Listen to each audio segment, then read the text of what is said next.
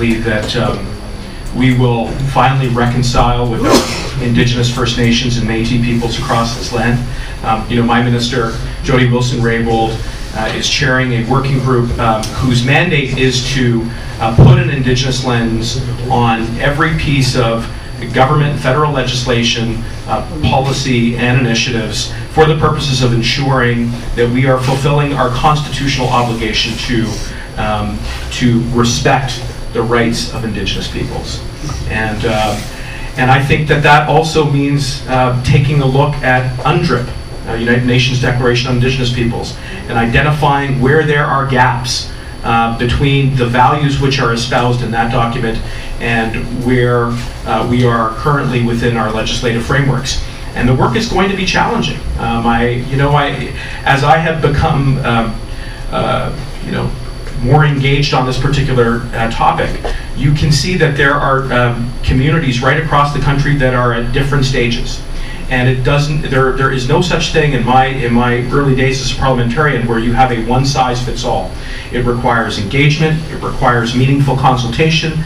It requires a shift in the paradigm about how we view our relationship with our Indigenous peoples. So the courts, I expect and anticipate, will be engaged in this trialogue as well. So, Catherine, we've got two different questions on the table. One, are the courts going too far in legislating from the bench? And two, what are the upcoming opportunities or challenges that the courts are going to need to face?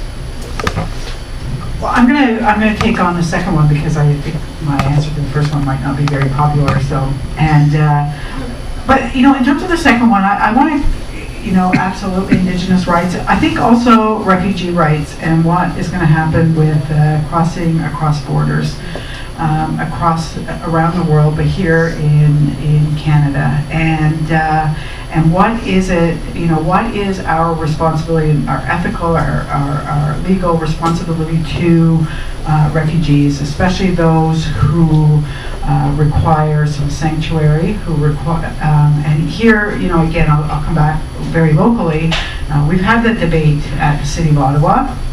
It's not finished yet, but on sanctuary, declaring ourselves a sanctuary city. And what that does essentially is just ensure for residents of the City of Ottawa who have every right to the city services that all of us enjoy.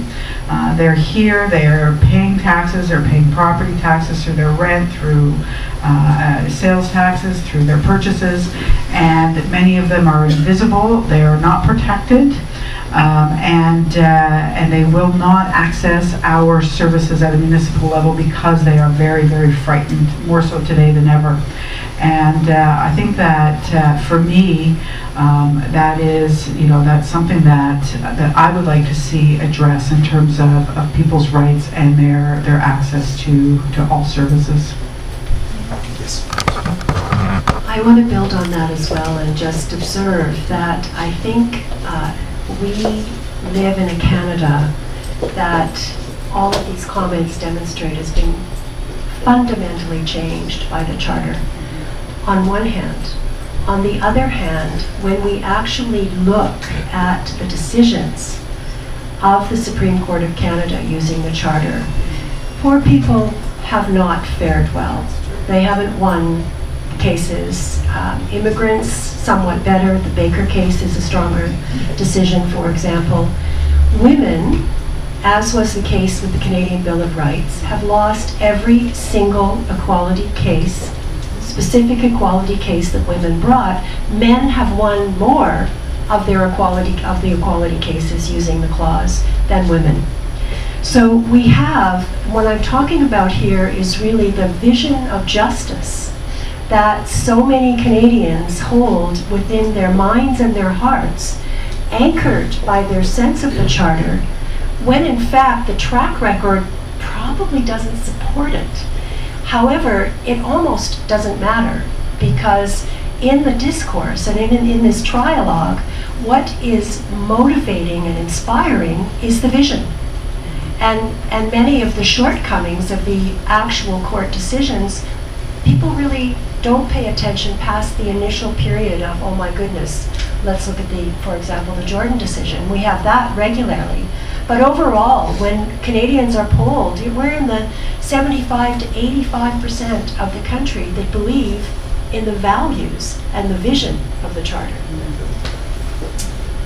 Thank you very much. Well, it's been a fascinating and very stimulating discussion. I hope that everybody here enjoyed it, and thank you very much to all of our panelists for their comments. I just want to say I see Lloyd Axbury there, so. Hi, how are you? Nice to see you. Okay, on that note, I'm going to do a couple of things. I think we need another day to go over this in more detail. I'm just going to ask you to punch in there, and we're going to get a photograph of you five. And in the meantime, I'm going to ask Lloyd Axbury, who is a founding member of the Pearson Centre Board, and is the only person in the room, I think, who was both in the cabinet and the caucus of the Trudeau government that approved the Charter of Rights and put it forward to Parliament. So, Lloyd, I'll ask you to say a few words about your experience while we get a picture of these five folks and wrap up. Can Lloyd join the picture? And Lloyd can join the picture too. You started this whole thing out, so we'll get to the picture first. Yeah, we can. We'll just get to the picture first.